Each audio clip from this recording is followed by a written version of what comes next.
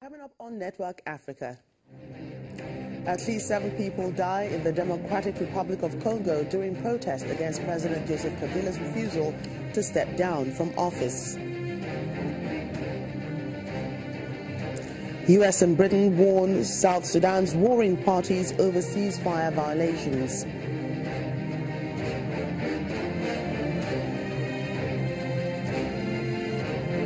And Egypt's military court executes 5 prisoners.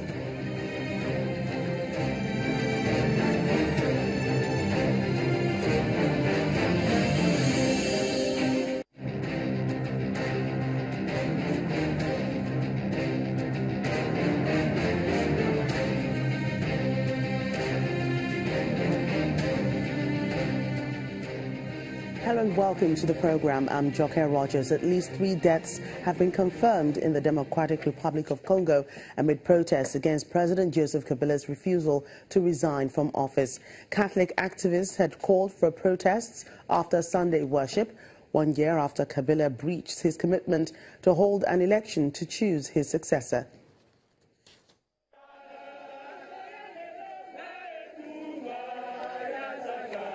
Protests calling for President Joseph Kabila's resignation continue in the Democratic Republic of Congo, but has taken a rather unfortunate turn. According to the United Nations peacekeepers, Congolese security forces killed at least 7 people during the rally.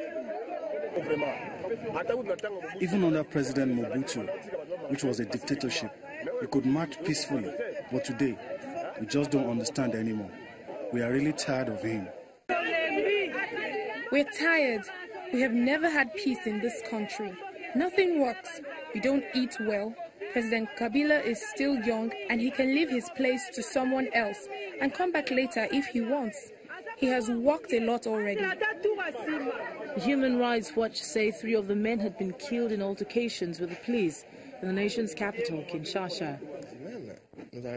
2 young people have died in clashes with the security forces, and investigations are underway. As order was being restored, civilians with red bandanas, armed with guns and knives, simultaneously attacked the city hall and the Liberté market. 1 person was killed in those incidents, and 2 captured, and several detainees escaped from the police station. Catholic activists have called for protest 1 year after Kabila committed to holding an election to choose a successor by the end of 2017, an election that has now been delayed until December 2018. Authorities ordered internet and SMS services to be cut following the protest calls. The election delay has fueled suspicion that Kabila will try to remove constitutional terms that forbids him from running again. This has raised fears that the country will slide back into the kind of civil war that killed millions at the turn of the century.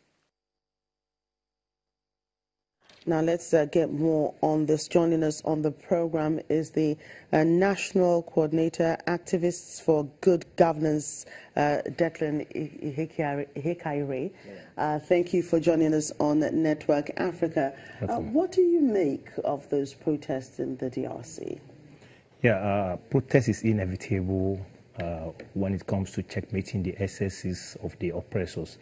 At this point in time, it's very clear that DR Congo is in a state of oppression, where you have Joseph Kabila, who has served a 2-term and 5 years earlier, and he has refused to step down or organize election in the Democratic Republic of Congo.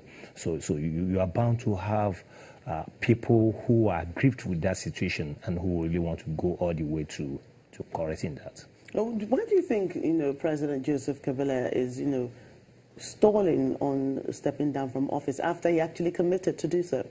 You should understand that Kabila is an African leader, and most of the time, African leaders find it difficult to step aside when it comes to leadership power, because they find that place as a safe haven of perpetrating so many things, of establishing themselves, establishing their generations.